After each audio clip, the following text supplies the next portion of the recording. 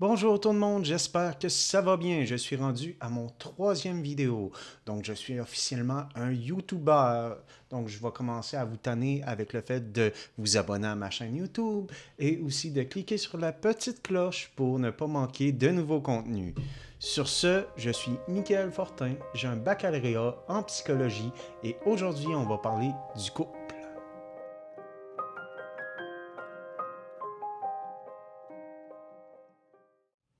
Donc, pour parler du couple, je vais utiliser deux théories. Je vais utiliser ces deux théories-là parce que je les trouve concrètes et je les utilise aussi dans ma vraie vie. Donc, la première théorie que je vais vous parler, c'est les quatre cavaliers de l'Apocalypse du psychologue américain John Gottman. Les quatre cavaliers de l'Apocalypse, c'est quatre éléments qui peuvent se retrouver quand les gens ont des conflits qui vont mener à des problématiques. John Gottman pouvait prévoir à 90% si un couple allait rester ensemble par rapport à l'apparition ou non de ces quatre cavaliers de l'Apocalypse. Le premier cavalier que je vais vous parler est le mépris. Le mépris est quand qu'un des deux partenaires commence à critiquer l'autre, mais d'une façon insultante, et commence à regarder l'autre de haut. On peut aussi inclure le sarcasme, par exemple, là-dedans. Le deuxième cavalier est la critique. La critique, ça va venir justement d'être très au-dessus. D'être très au tu fais ça et ça me dérange. Tu fais ça et c'est pas correct. Tu fais ça et ça me fait sentir mal. Donc, de rester vraiment dans l'attaque de l'autre. Ça peut mener au troisième cavalier qui va être se mettre sur la défensive. Donc, on se met sur la défensive. Quand on reçoit une critique, quelqu'un nous dit ah, oh, tu fais ça qui est pas correct, tu laisses traîner tes bossales. Ouais, mais toi, t'oublies de fermer la porte ou n'importe quoi. Donc, c'est vraiment se mettre sur la défensive contre la critique qui nous est donnée à place de l'écouter. Le quatrième cavalier, ça va être l'évitement. Ça, c'est souvent là qu'on voit qu'il y a vraiment une problématique. Quand les personnes évitent de parler des problèmes, ne sont plus en résolution de problèmes, reçoivent une critique et font comme OK, c'est correct, de toute façon, il fait juste tout le temps chialer. Donc là, on peut voir vraiment qu'il y a une problématique. Ces quatre cavaliers-là ne sont pas nécessairement une fatalité. Le problème, c'est si ces quatre cavaliers-là sont là et restent dans le temps. Mais qu'est-ce qu'on peut faire? C'est qu'aussitôt qu'on voit un cavalier, on peut justement soit le nommer ou on peut arrêter le processus-là. Donc, par exemple, si on se fait critiquer, à la place de répondre sur la défensive ou à la place d'éviter, on peut s'asseoir avec l'autre personne pour comprendre vraiment ce qu'elle ressent et on peut demander à l'autre personne qu'est-ce qu'on pourrait faire pour que la problématique soit moins là. Quand on reçoit du mépris, par exemple, on pourrait dire à l'autre personne que ça nous blesse et qu'on est prêt à l'écouter si elle ne nous insulte pas. Donc, il y a plusieurs manières d'arrêter le, d'arrêter le train, finalement, mais c'est sûr et certain qu'il faut de la bonne foi des deux parties. La deuxième théorie que je veux vous parler est la théorie sur la communication non violente de Marshall G. Rosenberg. Cette théorie-là aussi porte le nom en français de communication bienveillante. Euh, cette théorie-là parle d'étapes à mettre en place pour mieux communiquer nos émotions, nos besoins, nos demandes.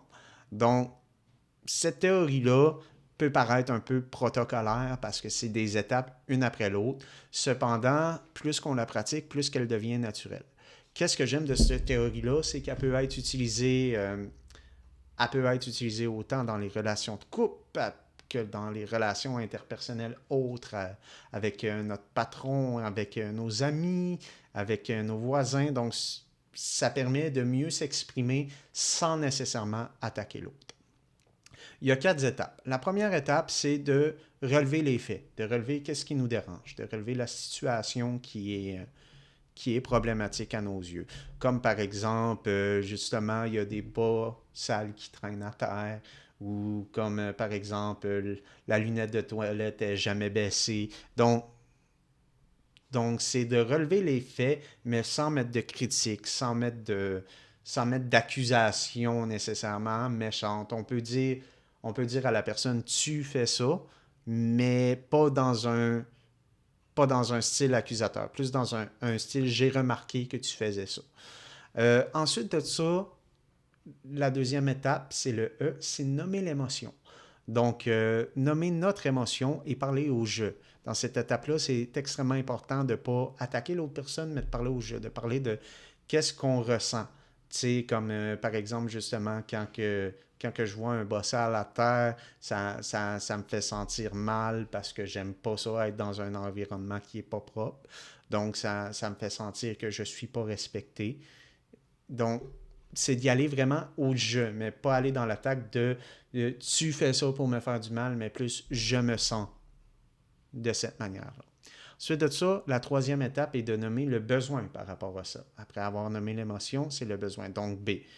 Donc, nommer le besoin, nommer qu'est-ce que moi j'aurais besoin pour être bien. Par exemple, j'aurais besoin d'un environnement propre pour être bien. Donc, c'est important pour moi que, par exemple, la vaisselle soit faite ou que, justement, le linge soit ramassé.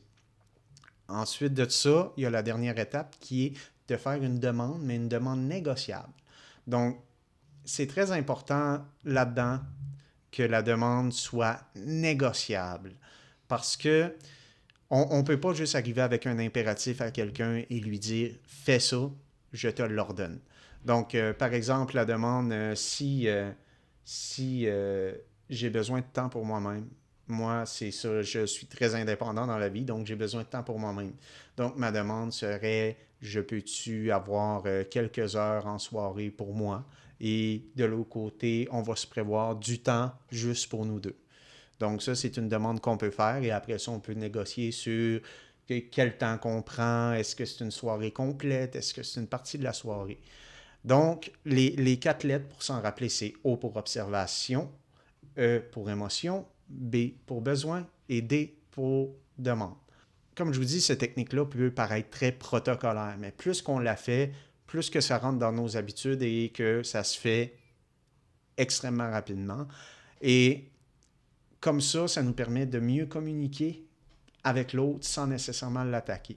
Qu'est-ce qui est important aussi dans ça, c'est que l'autre personne aussi, après qu'on ait fait ce cheminement-là et qu'on lui ait dit de quelle manière qu'on se ressent et tout, ben l'autre personne aussi, c'est bien qu'elle fasse le même cheminement, qu'elle dise son observation, son émotion, ses besoins et qu'elle propose une demande négociable. Beaucoup de conflits sont des quiproquos. Beaucoup de conflits sont à cause qu'on ne se comprend pas dans qu'est-ce qu'on dit.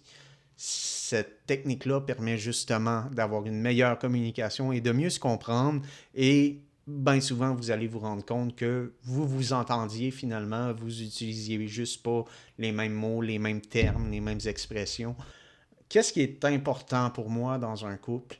C'est vraiment qu'on s'aide à grandir. Puis c'est pas juste dans un couple, c'est dans une relation normale. Je pense que dans une relation, il faut que chaque personne fasse 50% du chemin.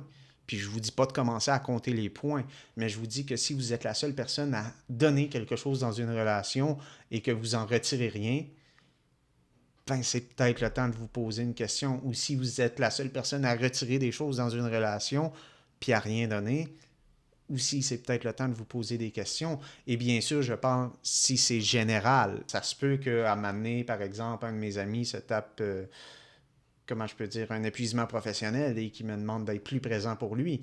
Et ça se peut que moi aussi, je me sente mal. Comme par exemple, quand mon père est décédé, mon meilleur ami a été extrêmement en soutien pour moi. C'est important d'avoir un certain équilibre parce que dans une relation, il faut toujours se rappeler, il y a deux personnes et il y a la relation. Donc, les deux personnes doivent prendre soin d'une et l'autre, mais doivent prendre soin aussi de la relation.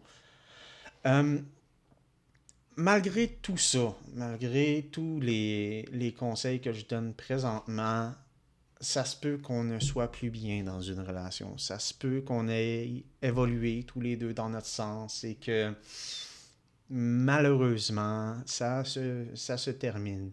Et je crois que ça prend beaucoup de courage pour terminer une relation lorsqu'on n'est plus bien ensemble et, et le faire d'une manière à ce qu'on se respecte encore à la fin.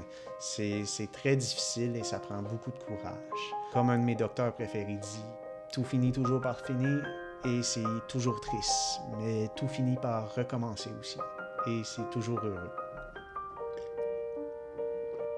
Donc, Je vous remercie beaucoup d'avoir écouté cette vidéo et je vous dis de rester un petit peu plus parce que j'ai une nouvelle à la fin, une nouvelle spéciale. Et bref, prenez soin de vous.